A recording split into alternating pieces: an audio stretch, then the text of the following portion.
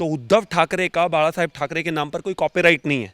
ये बात उनको समझ लेनी चाहिए बहुत अच्छे तरीके से। पार्टी और इस संगठन को बर्बादी में अगर किसी को नाम सबसे ऊपर आना चाहिए तो वो संजय राउत ही है। तो 2.5 साल की जितनी करप्ट और बेकार सरकार इस देश में, इस राज्य में पर्टिकुलरली रही है, आज तक कभी ऐसी रही नहीं है। मुझे लगता है कि ममता दीदी की खातिरदारी करने से तो बेहतर जो है इंसान मरना पसंद करेगा। सर, मेरा सबसे पहला सवाल आपसे ये होगा कि शिंदे और उद्धव के बीच जो तकरार चल रही है उसे आप कैसे देखते हैं? मुझे लगता है एक व्यक्ति जो उद्धव ठाकरे जी के साथ मुख्यमंत्री की रेस में था, उनका नाम भी मुख्यमंत्री के लिए दौड़ में लगातार चल रहा था और फिर उसके बाद वो मुख्यमंत्री नहीं बन पाए, चलिए कोई बात नहीं, लेकिन उसके बाद नगर विकास मंत्री उनको बनाया गया।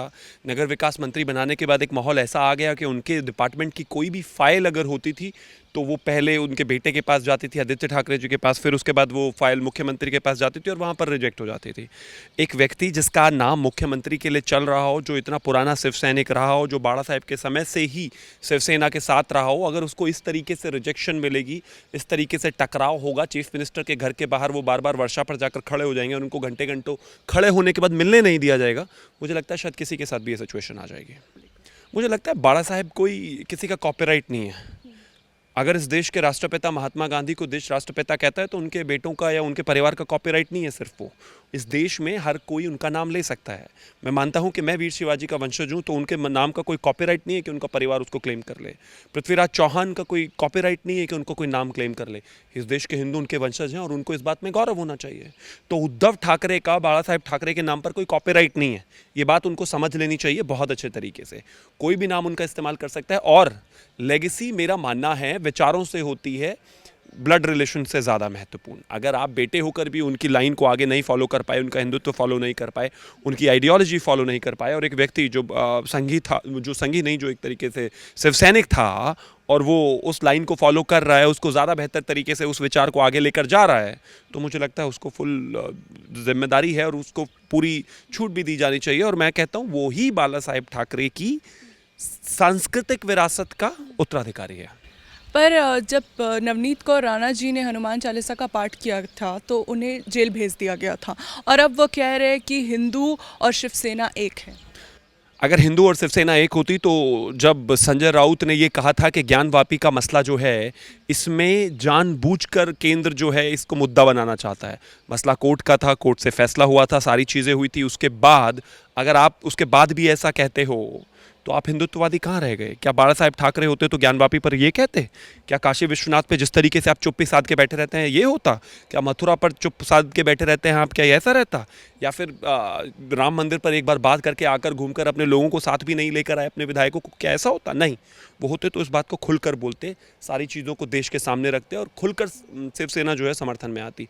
उसका उल्टा आपने वो लाइन ही बिल्कुल छोड़ दी। एक्सट्रीम राइट से जब आप लेफ्ट चले जाते हैं तो मुझे लगता है आप हिंदुत्व के साथ ही नहीं रह जाते हैं। सत्ता का लालच नहीं होता तो पहली बात तो ज़बरदस्ती बीजेपी शिवसेना लेड अलायंस को तोड़कर पीछे के दरवाजे से राष्ट्रवादी कांग्रेस और कांग्रेस के साथ जाकर गठबंधन करके सरकार नहीं बनाते, मुख्यमंत्री नहीं बनते, 2.5 साल वहाँ बैठे नहीं रहते, हिंदुत्व को नहीं छोड़ देते, कुर्सी के लिए सब कुछ इग्नोर नहीं कर देते, 3-3 घंटे सिर्फ काम नहीं करते। आज ये शिवसैनिक इस तरीके से नाराज़ गुस्से में क्यों है?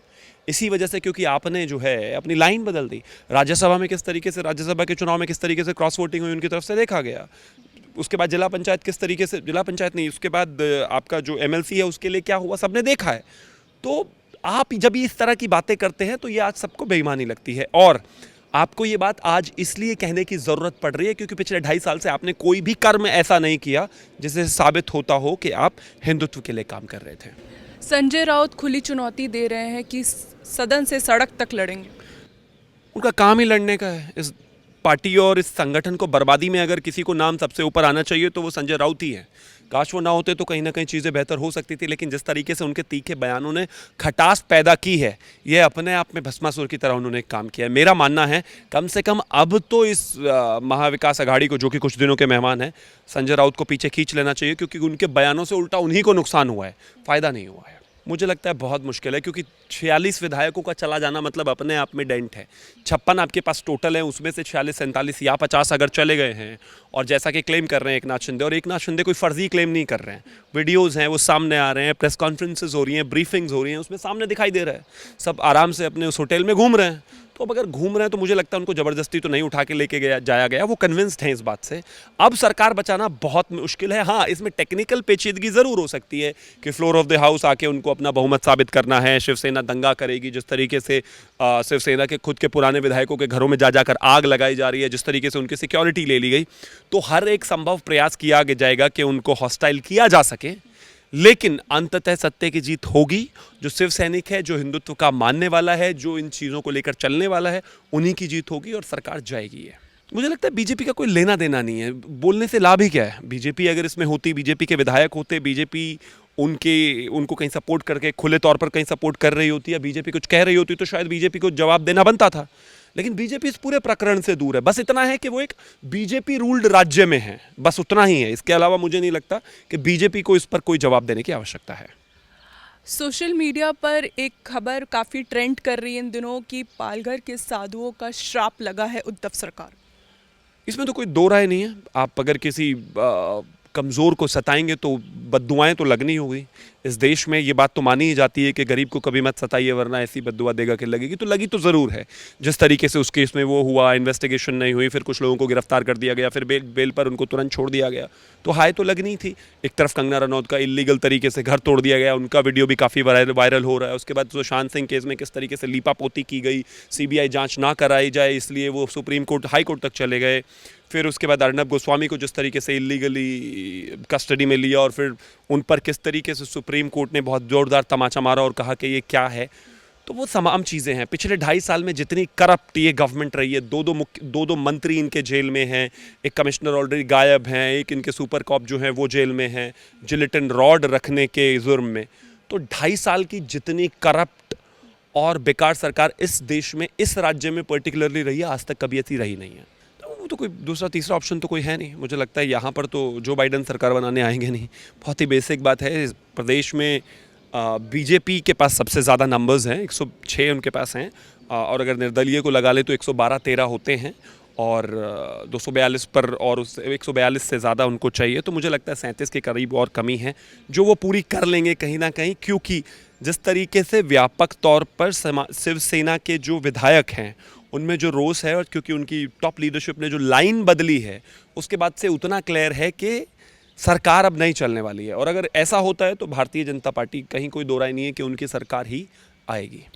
इस मामले में ममता बनर्जी भी कूद चुकी है। वो कह रही हैं कि जो विरोधी हैं उसको एक बार बंगाल भेजिए, हम जमकर खातिरदारी करेंगे। मुझे लगता है कि ममता दीदी की खातिरदारी करने से तो बेहतर जो है इंसान मरना पसंद करेगा।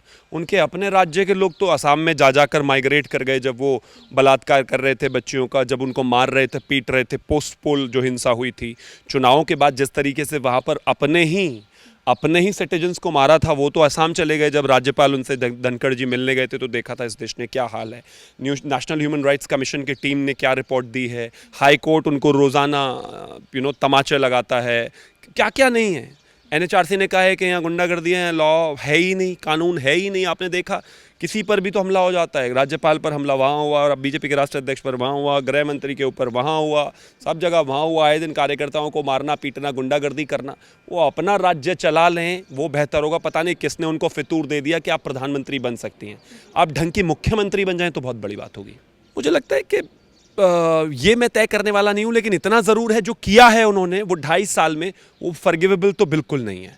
प्रदेश की जनता वहाँ पर ख़ास तौर पर, अगर आज भी छोड़ दीजिए, अगर बीजेपी आ भी जाए, अगर बीजेपी चुनाव में भी चली जाए सरकार, तो बीजेपी इंडिपेंडेंटली वहाँ सरकार बनाएगी, क्योंकि वहाँ के लोगों में इतना व्यापक विरोध है इनके प्रति।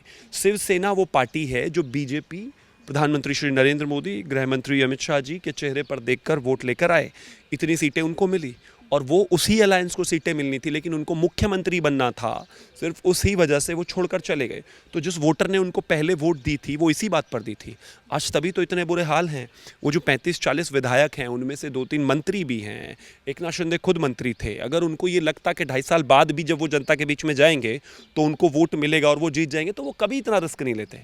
उनको पता है कि रिस्क इसलिए लेना पड़ रहा है कि हिंदुत्व के उस पर मिला था मैंडेट, और मैंडेट का अपमान करके जब वो दूसरी तरफ चले गए, लेकिन 2.5 साल बाद तो जनता के बीच में ही जाना है ना, जनता उनको नकार देगी। तो बेहतर है किसी तरीके से बीजेपी के साथ मिलकर कहीं ना कहीं एक पॉजिटिव मैसेज दिया जाए, हिंदुत्व का मैसेज दिया जाए। अब ज़्यादा ये सरकार पहले से ही अल्पमत में है, लेकिन और ज़्यादा मुझे लगता है ये ड्रामा चलने वाला भी नहीं है, 1-2 दिन में सभी समाप्त हो जाएगा।